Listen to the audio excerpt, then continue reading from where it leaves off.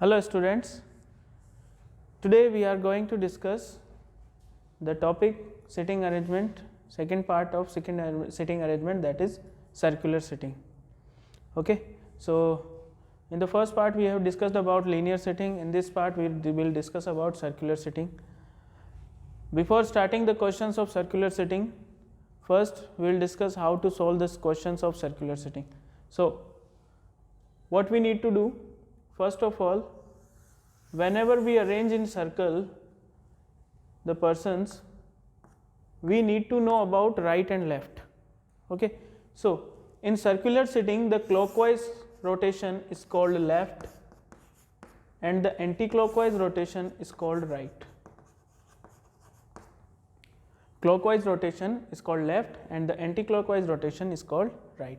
तो जब भी हमें किसी पर्सन को लेफ्ट में अरेंज करना है यानी कि उसके क्लॉकवाइजली अरेंज करना है, for example A is left of B, तो B के लेफ्ट में A होगा यानी कि B के क्लॉकवाइज में A होगा, और अगर राइट कहा जाता है तो एंटी क्लॉकवाइज में A होगा. तो इस तरह से अगर राइट कहा जाए तो हमें एंटी क्लॉकवाइजली रोटेट करवाना है और लेफ्ट कहा जाता है तो हमें क्लॉकवाइज रोटेट करवाना है. अब सिटिंग जो है वो सर्कुलर भी हो सकती है, स्क्वायरिकल भी हो सकती है, रेक्टेंगुलर भी हो सकती है. तो किसी भी क्लोज्ड फिगर में हो राइट और लेफ्ट हमेशा इसी तरह से रहेंगे. बट कब? जब हम सभी फेसिंग टू द सेंटर हों. When we are facing to the centre the clockwise is left and the anti clockwise is right. अगर हम ऑपोजिट टू सेंटर हैं तो जो एंटी क्लॉकवाइज रोटेशन है वो लेफ्ट बन जाएगा और जो क्लॉकवाइज रोटेशन है वो राइट बन जाएगा. ये चेंज हो जाएंगे. Now let's understand with questions. So moving to the first question. The first question says answer the question based on the following information. We have two questions on this information. Whenever जब कभी भी हमें circular sitting arrangement का question मिलेगा, एक direction मिलेगी और direction से रिलेटेड मिनिमम 2 और मैक्सिमम 5 क्वेश्चंस मिलेंगे. यानी कि अगर आप एक डायरेक्शन को सॉल्व कर लेते हो तो आप 2 क्वेश्चंस या 5 क्वेश्चन के आंसर इजीली दे सकते हो after solving the given direction. So let's start solving the direction. 6 men are set around a circular table playing cards. अब 6 men हैं. जब कभी भी आपको इवन नंबर ऑफ पर्संस को अरेंज करना हो तो उनको आप opposite to one another arrange करें तो वो ज्यादा बेटर होगा. कुछ इस तरह से ऑपोजिट टू वन अनदर. अब उसने कहा it was notice that no two men the initial letter whose name are adjacent in the alphabetical order set next to each other. U was opposite to R. U जो है वो R का opposite में है. U R हमने कहीं से भी स्टार्ट कर दिया, it doesn't matter. First initial arrangement था तो हमने कहीं से भी स्टार्ट कर दिया. कंडीशन उसने क्या दी है वो कंडीशन आप देखिए. That no two men the initial letter of whose name are adjacent. जिनके नेम के इनिशियल्स एडजेसेंट हैं वो not sat to each other, not sat next to each other, मतलब दोनों आसपास नहीं बैठे हैं. यानी कि R के पास S नहीं बैठा होगा क्योंकि R के बाद S आता है तो R और S एडजेसेंट है तो R के पास S नहीं बैठा होगा. S के पास T और R दोनों नहीं बैठे होंगे. ठीक है. T के पास U और S नहीं बैठे होंगे. U के पास T और V नहीं बैठे होंगे. V के पास U और W नहीं बैठे होंगे. तो जिनके नेम एडजेसेंट हैं दूसरे इनिशियल्स हैं वो उसके आसपास नहीं बैठे.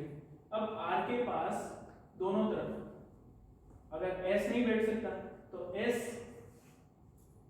या तो इस जगह पर बैठेगा या फिर S इस जगह पर बैठेगा. V was not to the immediate right of R. V जो है वो R के immediate right में नहीं है. अब right का मतलब एंटी क्लॉकवाइज, तो एंटी क्लॉकवाइज का मतलब V जो है वो यहाँ पर अरेंज नहीं है, इमीडिएट राइट में नहीं है. अब अगर इमीडिएट राइट में नहीं है तो थोड़ा आगे जाके V was not to the immediate right of R. तो R के अगर इमीडिएट राइट में नहीं है तो उसके आगे वाली पोजीशन पर है. अब देखो V अगर यहां है तो U V was not to the immediate right of R.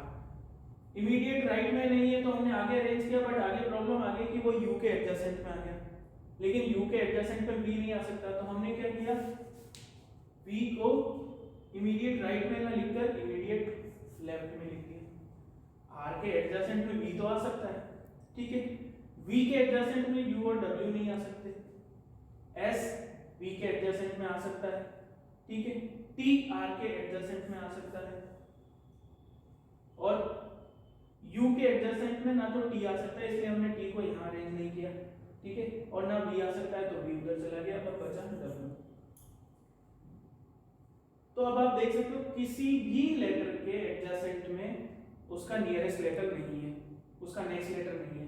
Are के एडजेसेंट में एस नहीं है, एस के एडजेसेंट में टी नहीं है, टी के एडजेसेंट में यू नहीं है, और यू के एडजेसेंट में वी नहीं है, और वी के एडजेसेंट में डब्ल्यू नहीं है। Okay, now who sat to the immediate left of R, immediate left में कौन अरेंज है, V, so the answer becomes option C.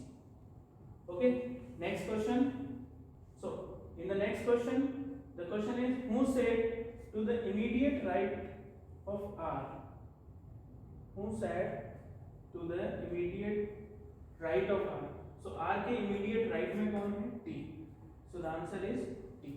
previous question में हमसे left पूछा था तो left का आंसर V था, in this question we have asked that who is to the immediate right of R, so the answer becomes T। Now moving to question number 3, again from 3 to 7 we have the same direction, 3 से लेकर 7 तक हमारे पास direction same है, तो अब हम एक direction solve करेंगे और उसके बेसिस पर इन 5 क्वेश्चंस का आंसर दे देंगे। तो देखो question says study the following information and answer the given questions that given below. 8 friends are seated in a circle facing to the centre. अगर आपको क्वेश्चन में गिवन है फेसिंग सेंटर तो हमें सेंटर फेस करना है, नहीं गिवन है तो भी हमें सेंटर फेस करके ही सॉल्व करना है। अब 8 फ्रेंड्स हैं तो हमने जस्ट अपोजिट में लाइंस ड्रॉ कर दी। Now we know anti clockwise is left and anti clockwise is right. Next 8 friends are seated in a circle, D is between B and G, D जो है वो B और G के बीच में है। अभी हमें श्योर नहीं है कि B और G कहाँ आएंगे, हमने केवल अरेंज किया है कि B D के राइट में है और G D के लेफ्ट में है। We are not sure, B can be on the left side, G can be on the right side, and F is to the immediate neighbors, F is to the immediate neighbor of A and H। अब एक person दो का immediate neighbour कब हो सकता है, जब वो दोनों के बीच में आए, तो यानी कि F जो है वो A और H के बीच में है, तो ठीक है हमने F को A और H के बीच में अरेंज कर दिया, कहीं भी अरेंज कर सकते हैं। E is second to right of A, A के राइट में सेकंड प्लेस पर E है। अब जहां हमने A को अरेंज किया है वहां से राइट में सेकंड पर तो H आ रहा है, तो इसका मतलब हमारा अरेंजमेंट रॉन्ग है, तो हमने क्या किया, इसको थोड़ा सा चेंज किया। हमें A के राइट में सेकंड प्लेस पर E को अरेंज करना है, तो हमने A को इस जगह अरेंज किया, A के राइट में एंटी क्लॉकवाइजली E को सेकंड प्लेस पर अरेंज कर दिया, ठीक है। अब A और H के बीच में हमें F को अरेंज करना था, तो ये A H और F। Now the remaining person becomes A B C D E F G H। हो गए पूरे 8 persons arranged। Now question says which of the following is A's position? Immediate left of F? नहीं, immediate right of F, F के immediate right में, so the answer is option B। Next question number 4, which of the following is C's position? C की position क्या है, तो आप देखिए C की position exactly between E and A, exactly between E and A, so the answer becomes option A। Next question number 5, who are the immediate neighbors of D? D के immediate neighbours कौन है? अब देखो आप चाहे B को right में arrange करो, चाहे जी को लेफ्ट में अरेंज करो, या दोनों को इंटरचेंज कर लो, तो भी डी के नेबर्स बी और जी ही रहेंगे हमेशा। So the answer becomes option C, B and G. Now question number 6, if the position of B and G and D and A are interchange. देखो बी और जी की पोजीशन इंटरचेंज होने से कोई इफेक्ट नहीं पड़ेगा, तो हम बी और जी की पोजीशन को इंटरचेंज कर लेते हैं। Position of B and G are interchange, because B और जी की पोजीशन फिक्स है ही नहीं। B and G are interchange, D and A are interchange, D और ए की पोजीशन को भी हमने इंटरचेंज कर लिया। Okay, now the question, then who is sitting between B and G? तो अब नई पोजीशन के अकॉर्डिंग बी और जी के बीच में कौन बैठा है? ए, यानी कि option number B. Okay, next question number 6, question number 7, if B is sitting opposite to C, if B is sitting opposite to C, वापस से हमें कुछ पोजीशंस इंटरचेंज करनी होगी। देखो प्रीवियस क्वेश्चन में हमने जो भी चेंजेस किए उन्हें आपको वापस से रिमूव करना होगा, क्योंकि नेक्स्ट क्वेश्चन में जब भी नेक्स्ट क्वेश्चन आएगा तो हमें क्या करना है, वापस से वही अरेंजमेंट रखना है जो इनिशियली हमारा अरेंजमेंट हुआ था। तो डी टॉप में आ जाएगा, ए बॉटम में। अब उसने कहा सी के अपोजिट में B and H is sitting opposite to E, H already is sitting opposite to E, then who is sitting opposite to F? तो एफ के अपोजिट में कौन बैठा है? G. So answer is option B. तो हमने एक डायरेक्शन को सॉल्व किया और 5 क्वेश्चंस का आंसर दे दिया। Now moving to question number 8, from question 8 to 10 we have the same direction. 6 persons are sitting in a circle facing one another front to front. 6 person एक दूसरे सर्कल में बैठे हैं, एक दूसरे को फ्रंट इन फ्रंट करके। 1 2 3 4 5 6। P is sitting in front of Q. P is sitting in front of Q. Q is sitting to the immediate right of T. T के immediate right में Q है, and immediate left of R, और R के immediate left में है। P is to the left of U. P is to the left of U and right of S. All arranged. Now question 8, what says? Who is sitting opposite to R?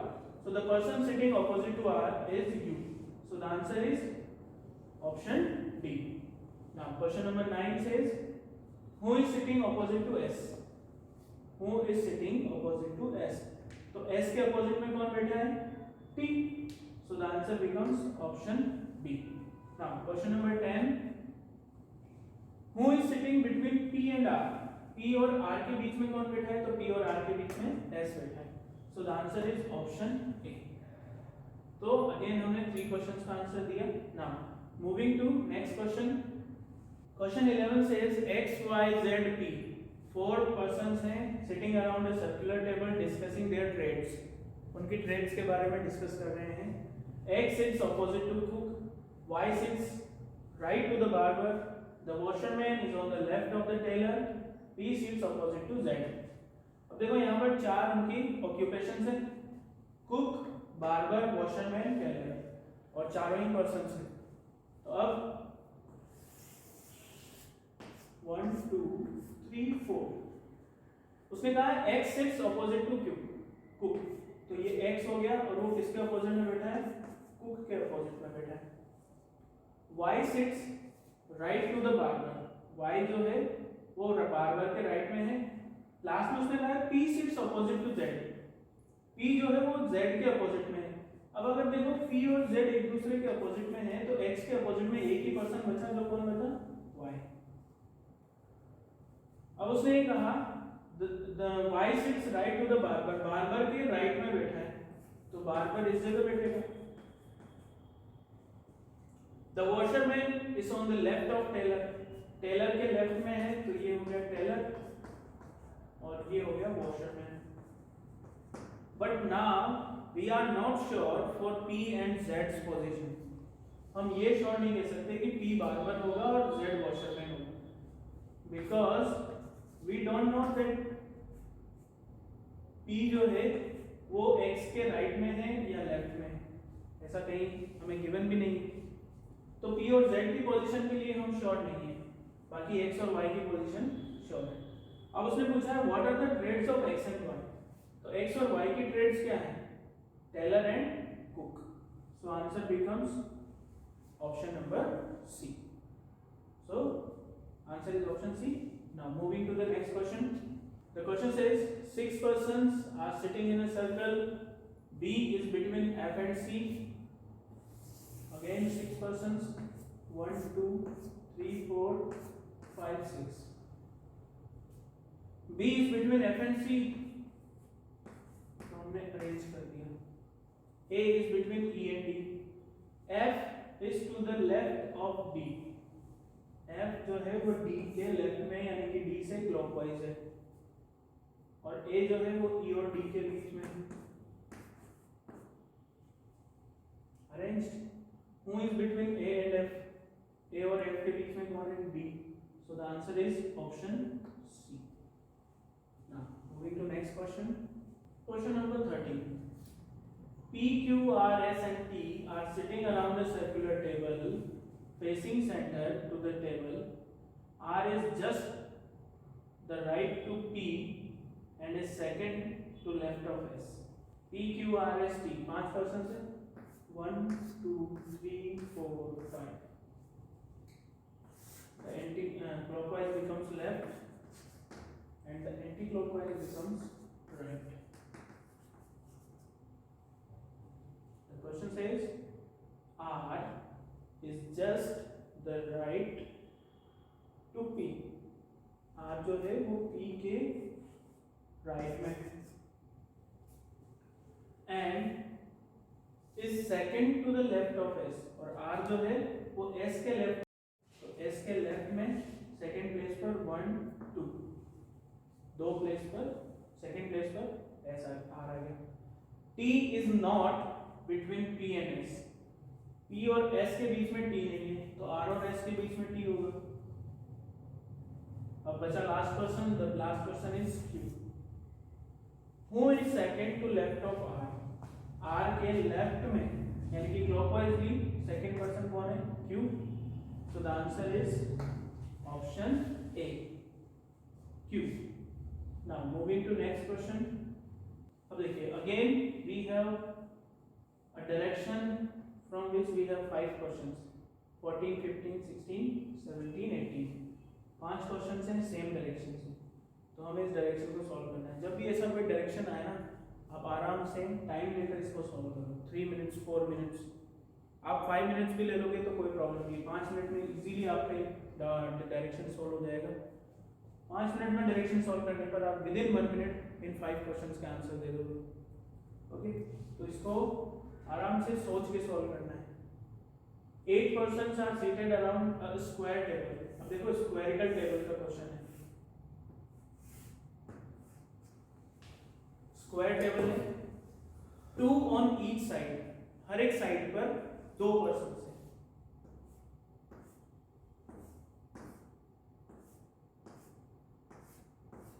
इस तरह से देखो, close figure कोई सा भी हो, left और right वही रहेगा। तो ये जो क्लॉकवाइज डायरेक्शन है ये लेफ्ट है, और जो एंटी क्लॉकवाइज डायरेक्शन है वो राइट है। There are 3 lady members, 3 lady member हैं इनमें से, E F G H I J K L, इनमें से 3 तो लेडी मेंबर्स हैं और बाकी जो बचे वो मेल मेंबर्स हैं। And they are not seated next to each other, और उनमें से कोई भी एक दूसरे के नेक्स्ट में नहीं है। J is to the immediate neighbor of L and F, J जो है वो immediate neighbor है किसका? L और F का।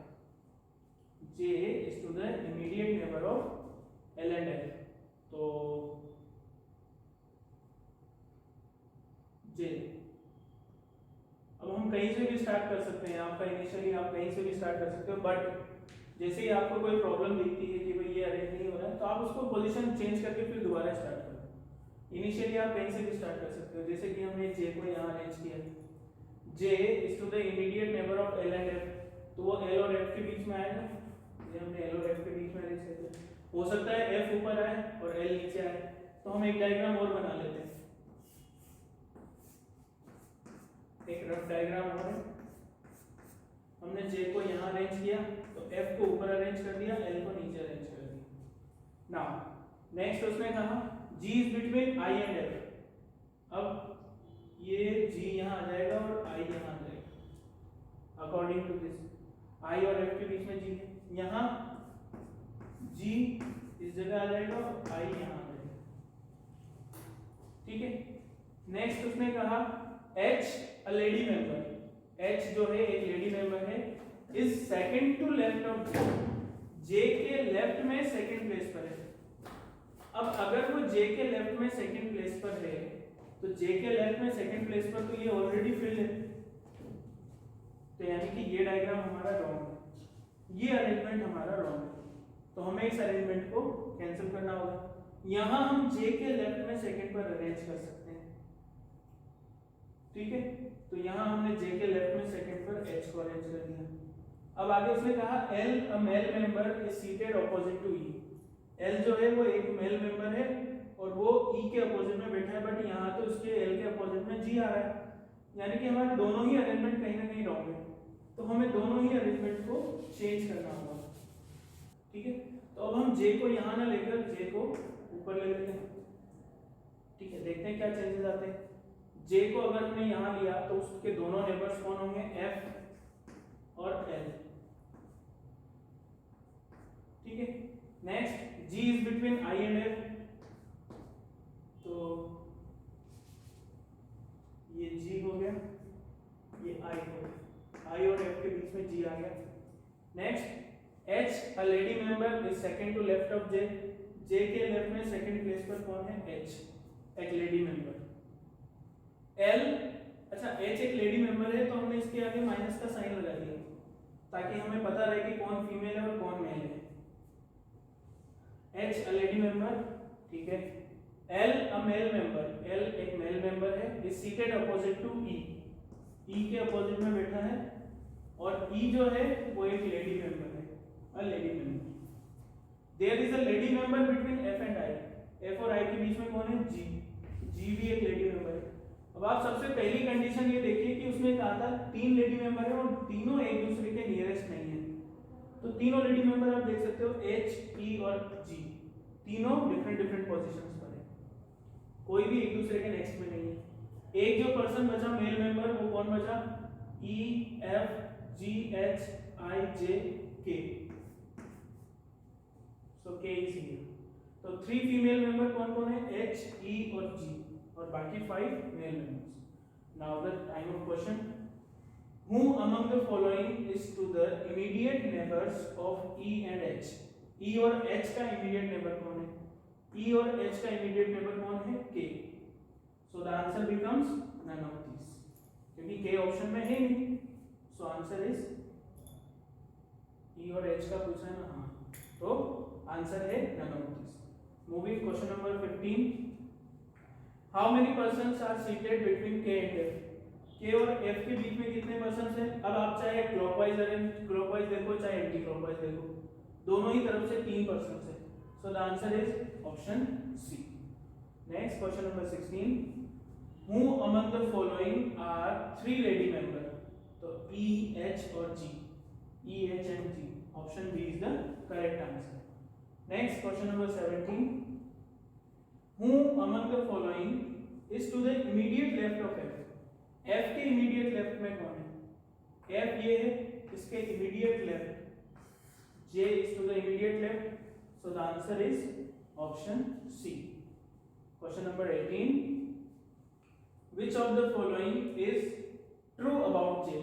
J के लिए true क्या है, J is a male member, true है, J is a female member, ये तो wrong है, gender of J can't be determined, ये भी wrong है, position of J can't be determined, ये भी रॉन्ग है। तो फर्स्ट वाला ऑप्शन हमारा करेक्ट है कि जे एक मेल मेंबर है, ठीक है।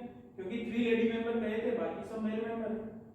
सो J is a male member. Option A is the correct answer. So this is our topic, sitting arrangement of circular sitting.